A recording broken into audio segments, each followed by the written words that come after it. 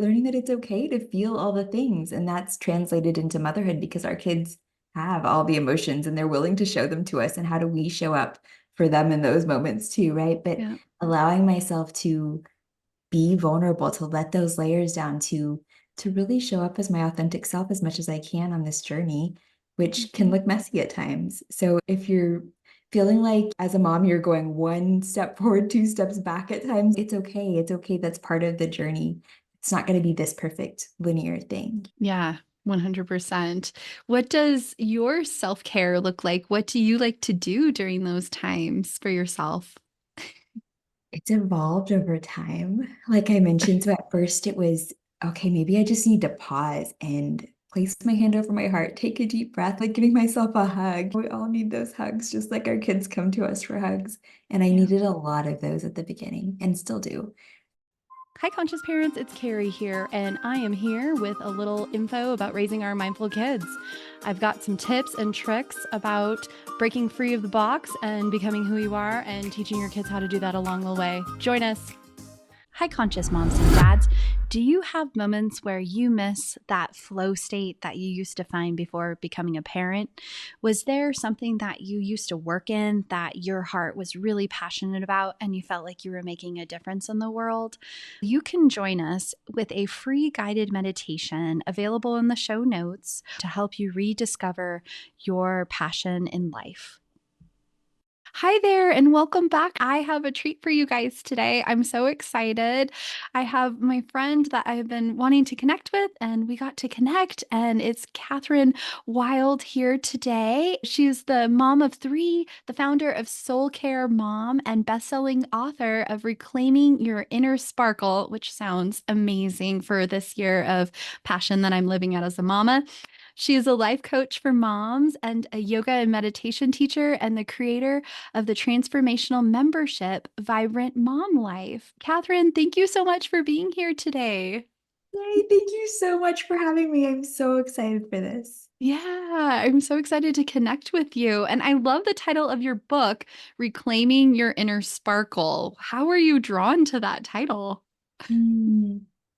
I think at the beginning of my journey, and maybe even before my motherhood journey, Yeah, I had lost myself moving through the motions of adulthood and doing the job and taking care of the house and yeah. getting married and all of these things. And then a child comes into the world and it's so beautiful and a dream come true. And at the same time, it's overwhelming. And I felt like I was drowning. And Mhm. so as life went on, I felt like I was just trying to grasp for air. And I realized that I didn't really know who I was anymore. I didn't know Yeah. what I loved. I didn't know, yeah, what lit me up, what nourished me. And so I began to look for that. I didn't even know how to take care of myself, really. I Mhm. put myself last so Yeah. often that I was just miserable. And I didn't want that for my daughter. I didn't want that as our family grew. I wanted to be present with them. And I didn't know how to do that. And so what I began to do was just pay attention. And I was noticing, like, oh, I took a moment to just breathe, or I took a moment to have a cup of tea. And that changed how I showed up with my daughter or with my Mhm. husband. And so I was like, okay, I had this little glimmer of hope. And so I began to do more and more things. And once I started to get the idea of, okay, I can do these little things and they nourish me and they take care of me. And then I started to move to, okay, what is it that lights me up again? What is it that gives me that exciting feeling? Because motherhood, of course, is a huge part of it in this season of life. Like that is something Yeah. that I truly enjoy, and I want to show up as my best self for that. But part of me showing up as my best self for that is taking care of myself in all the different on all the different levels and all the different areas, right? So what are the people that light me up? What are the activities that bring me joy? And how can I bring that into my life right now so that I can be the best mom that I can be? And also set that example for my kids of how they can too keep connected to who they are, keep exploring what lights them up so that they can bring that into their adulthood too, right? When all the shoulds start to settle and all the adulting, how can they stay connected to who they are and really live a life that feels good for them? I want that for them. Yes, I For love them. that so much.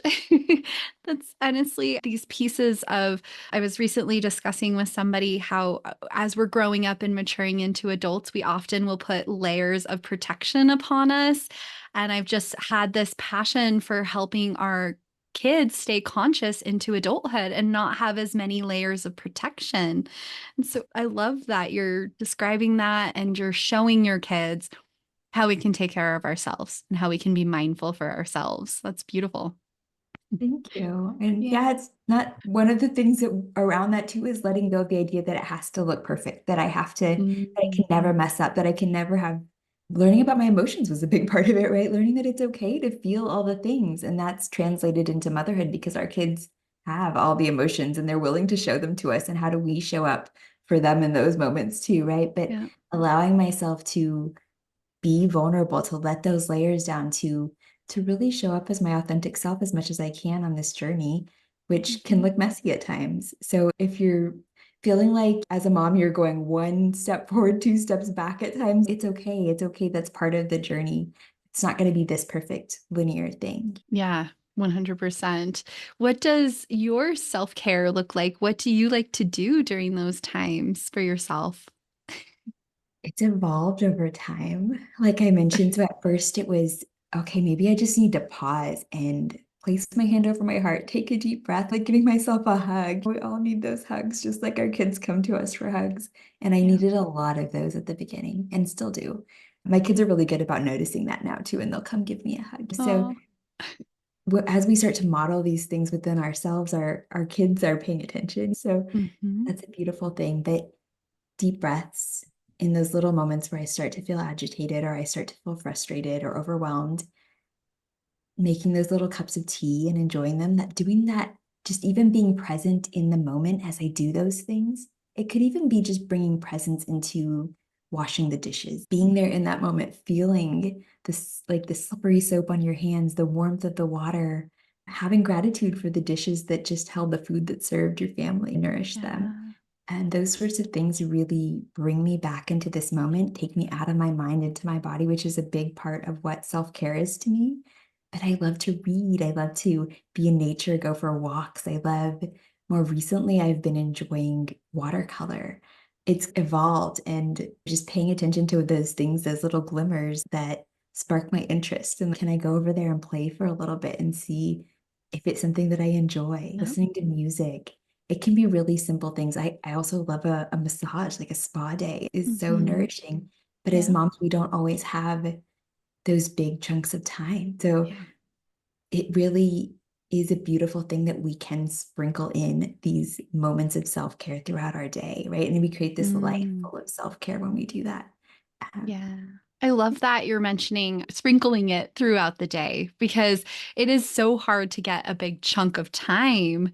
And my husband and I, when we first had kids, we thought we always had to be together. Like we're a family now, the three of us, we go together, we're spending family time, and it's so valuable. But it got to be almost teeth clenching at times because we didn't realize the self care piece. And we didn't realize that we needed to also re-energize ourselves. And so we started doing what we call switch time on the weekends, where we give each other 1 or 2 hours where the other person takes the kids and we get to choose what we want to do for ourselves, which is really fun.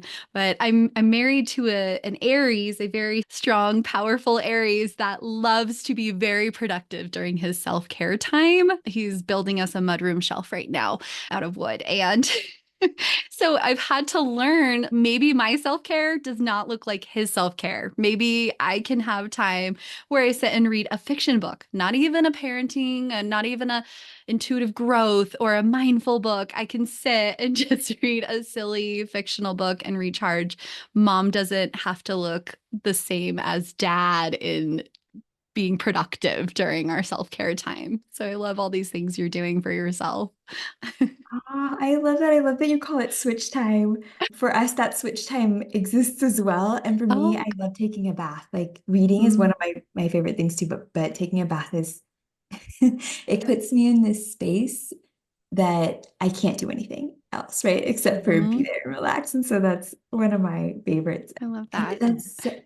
I resonate with as well the beginning of the journey where we're like, we're doing all this stuff, and you forget that, or I forgot that it was a 24/7 job. Like it wasn't, so you need some time off. You need some Yeah. time to refill your cup, right? So yeah, I love Yeah. that you guys have a beautiful flow.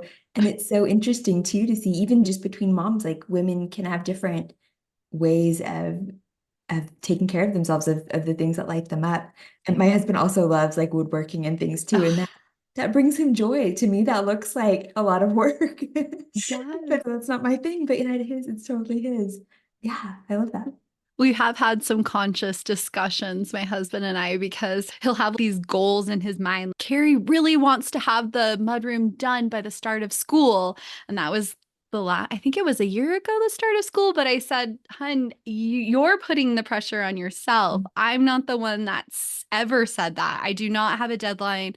I want you to do this for you. I want you to have fun with it. It needs to be recharging. And this is your time away from work. So please do not have those end goals. I know you're in Aries, but please just let yourself let yourself live and enjoy it. So that's been a conversation that we've had in our house. But going with that, there was the piece you mentioned as you're washing dishes, you're putting that intention into it of recharging yourself and focusing your energy and your mind into what you're doing. And I love that because so many people, I think self care is like one of the new buzzwords everywhere online right now. And you can give yourself that time and that space and maybe find an activity or be in the bathtub so you can't do anything. You're locked in. You have to relax. But also, if you're not using that time intentionally, is that something that you found for yourself as well? Oh my goodness, you said it so beautifully. Yes. So when I first started taking time for self-care, my husband would give me time. I would still come back feeling totally drained. Like I wasn't ready to come back into it. And it could have been that it was the beginning of that journey and I really did need more rejuvenation time. Mm. But part of it was that I wasn't nourishing myself in those moments. I wasn't being present with myself. Yeah. And so self-care, you're right, is such a big word right now. But I love to help women to redefine what self-care is. And really, if you think about, we spend time with our children, we spend time with our partner, we have friends, maybe lifelong friends, but the Mhm. person that we spend the most time with is ourselves. And Yeah. so self-care is really this creating this relationship with yourself. It's becoming your own best friend again, or for the first time. And it can mean looking at how you're speaking to yourself. Sometimes we have a really hard day, or I've had a really hard day, and I am still somehow for some reason berating myself about it in my mind. Like it shouldn't have Yeah. gone this way. I didn't do enough. And Yeah. so one of those things is how are we speaking to ourselves, right? How are we being with Mm. ourselves? And I would never speak to a friend that way, right? If a friend had a hard day, I would want to give her a hug. I would say it Mhm. is so okay and you're doing a great job. And so part of my journey with self-care is becoming my own best friend. And when you start to do that, it becomes this really beautiful time to be with yourself. Things come up for you, sometimes uncomfortable things, like emotions, like we were speaking of before, like being able to sit with these things that are coming up for us. But it is when we create that time for ourselves, that stillness within ourselves, that we do get to hear, okay, what's going on for you? And it's also that time where we make a lot of decisions as mothers, and it's those times when we create that deep connection with ourselves that we're able to hear the wisdom within us come through, right? So the clarity for the Mhm. next direction we want to go, or what might be the next right step for our child, right? If we're struggling with the decision. And so self-care embodies all of that. It encompasses so much more than the bath or the spa day, right? Yeah, it can go so far if we let it. Yeah, yeah. And I love that you're also doing this in front of your kids too. Is there any terms or things that you share with your kids to teach them these pieces as they're growing up? I have a membership called Vibrant Mom Life, and they're a part of it. They help teach the kids Oh, yoga in there, and cute. yeah, and mindfulness exercises like breathing techniques and things. And so They're a really big part of that. My 9-year-old, she wakes up every morning and she comes up with her own yoga pose and she'll show me and we'll do it together. And yeah, they're paying attention. And I think, like you were saying, we're the work that we're having to do to undo when we start with them and we're modeling it for them, there's hopefully less that they'll have to undo and reconnect with themselves. They are naturally great at this, and they're actually teaching me so much as far as when we go outside. They're so in awe of everything we see. They're like, Mom, look at this. Mom, oh my gosh, this leaf looks like a heart. There's just so much joy and enthusiasm and curiosity and that's, I've learned so much from them, and bringing that into my own life and my way of being has really changed how I feel and how I show up in the world. Yeah, I love that so much. It's so helpful when we're doing that for our kids and teaching them these long life lessons now and examples for them. You were talking about in when your kids were first born. I was recently chatting with a friend about it's almost like this feeling of this masculine energy when we're first in that survival mode because it's a big shift for all of us when we first have kids and figuring out like when the sleep is and only surviving on you're a mom 24/7. So all of these pieces, it feels like this masculine energy at first. And how with the self-care that and the time and the energy that we now have for ourselves, it almost allows me to become more feminine and adapt more of this feminine energy again. Have you found that as well? Oh my goodness, yes. So before my kids were born, I read all the books. Yeah. I Yeah. wanted to follow all the steps and get it right. It was a lot. And part of what you were saying when you said your family was always together at the beginning, I think for me, part of that was I'm the one that read the books and I want to make sure that this goes right. And so part of me Yeah. was not able to let that go at the beginning and allow my husband to step into that role. And like you were saying, the masculine and the feminine, we all have both. And Mhm. so my masculine was really taking over at the beginning and Yeah. allowing myself to be in more of a being state, be in more of my feminine and flow has changed not only the motherhood journey for me, but also my relationship with my partner because it allows him to step into what he's called to step into. And we have Mhm. this really beautiful harmony now. So, yeah, stepping into your feminine, it can be very stressful when you are over doing one or the other, right? When you're Yeah. really in your masculine, that is so stressful because there's not harmony in between the two. So finding that balance for you, and it can change in different seasons, but Mhm. yeah, finding that balance for you is a beautiful thing and can be part of your self-care. Yeah. And also, as I've grown into this year of passion for myself, and this passion project is what I call Heart to Heart Parents podcast a lot, is trying to share these pieces of helpful tools with raising our conscious kids and keeping them conscious into adults. I really found a little bit of self-care in it. There were pieces of my spirit that as becoming a mom, which is so amazing and it has so many gifts and it's been lovely and I've enjoyed every minute, maybe not, but finding these talents inside of me that I had and just there's a piece of self-care that comes with this passion project that I've been doing and it's really set free so many pieces that I didn't know Carrie had inside of her and that's been really neat. Yes. Oh my goodness. I love your podcast. And if anybody listening Thank hasn't you. listened to previous episodes, go listen to them.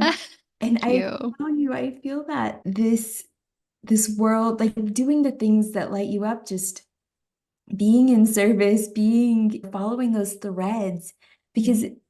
like we were speaking of before, like I love getting to meet amazing women, and that's not something that through podcasting, through just events like Yeah. this, that's not something I expected. I started Soul Care Mom because I realized that I wasn't alone on my journey and I wasn't alone in how I was feeling and how much I was struggling.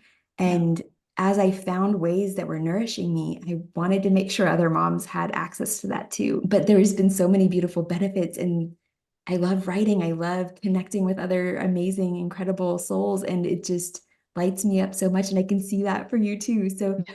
yeah, follow those threads. If you're someone that's not sure what it is that lights you up right now, start paying attention. So maybe you're having a conversation with a friend and she says something about knitting, and you are like, ooh. follow that and Mm. explore that and see where that takes you.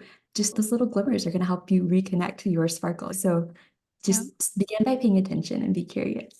Yeah, I love that so much. I think as we see what we're drawn to, we start to ignite some of those, maybe rediscover some of those dreams that we had inside of us before we were moms, before we had that role, putting on our other hat for our other role and becoming a little bit of what we were previously. So I love that you're doing that for moms. That's so wonderful. Thank you. Yeah. I wanted to ask you, I've been living my year of passion this year. If you have anything that you're living out in a passionful, that's not a word, passionate way in your life with your work. Oh, yeah. I think my favorite thing is Vibrant Mom Life because it's a place where every month we get to come together and so we explore different themes, and so that's always evolving. That's always based on who's in that space, and we kind of collaborate. There's ideas in there, and as I grow, I have more to share on different topics and different levels of self-care and nurturing yourself. And in addition to that, I really love working one-on-one with moms. So that brings me so much joy because there's this even deeper level of connection when you get to really be with someone for an extended period of time and um, so I that brings me so much joy and I have a passion and longing for that.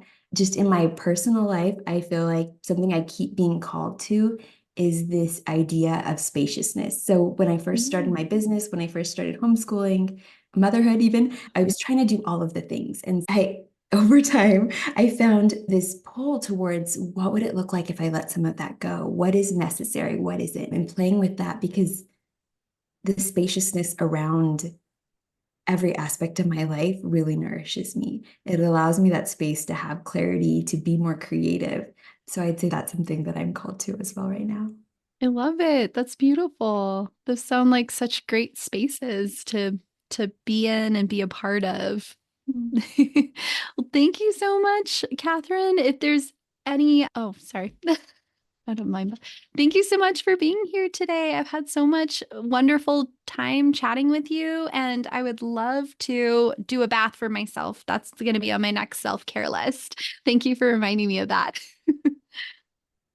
Oh, I love that. Yes, I hope you enjoy your bath. And I thank you so much for inviting me to be here. This was so wonderful. And your heart, the work that you're doing is so beautiful and it's having this incredible ripple effect on the world. And so thank you. Thank you for all that you do. Yes, I say same with you. I love the ripple effect that we're working on, and it's amazing. Thanks so much for connecting. Well, that's a wrap. Thanks so much for tuning in, Changemakers. This is Carrie, and if you haven't done a review for us, 5 stars and a little few words about what you've enjoyed in our podcast episodes, we would really appreciate it. If you guys would like to ever message me, I would love any questions you have or any feedback at info@hearttoheartlife.com. We also have a brand new website, which we're super excited to share. It's hearttoheartlife.com. Thanks so much for tuning in and happy life, happy times, changemaker families. Please remember that the information shared on this podcast is educational in nature and does not constitute licensed mental health advice. If you need such advice, you should speak with a licensed professional about your unique situation. Thanks so much, happy listeners.